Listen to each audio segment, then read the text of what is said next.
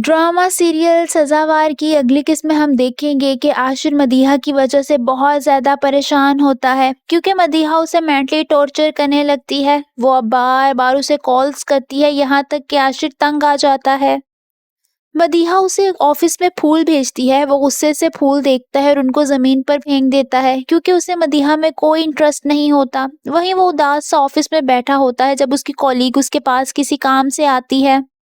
आशिर उससे सवाल पूछते हुए कहता है कि कभी आपके साथ ऐसा हुआ है कि जब आप किसी सिचुएशन में फंस जाएं, जब आपको समझ ना आ रहा हो कि आगे क्या करना है। उसकी कॉलीग आशिर की बात सुनकर खामोश हो जाती है।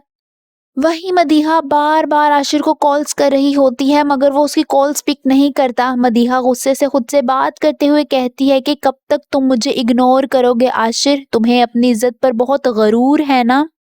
जल्द ही मैं तुम्हारी इज्जत को खाक में मिलाकर तुम्हारा ये गरूर तोड़ दूंगी। उसका बस नहीं चल रहा होता कि वो आशिर का हशर कर दे क्योंकि उसे अपना इग्नोर होना बिल्कुल भी पसंद नहीं आ रहा होता।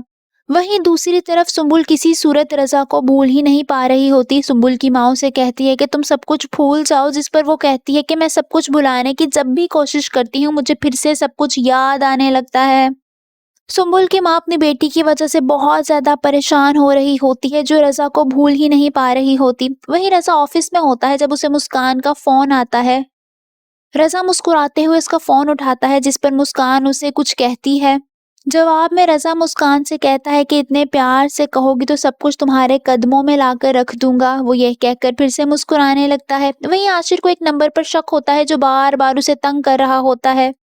वो अपने दोस्त को नंबर देकर कहता है कि मैं तुम्हें एक नंबर भेज रहा हूँ, मुझे इसकी सारी तफसीलात चाहिए। वहीं दूसरी तरफ मदीहा की माँ उसके कमरे में आती है जब मदीहा का फोन मुसलसल बज रहा होता है।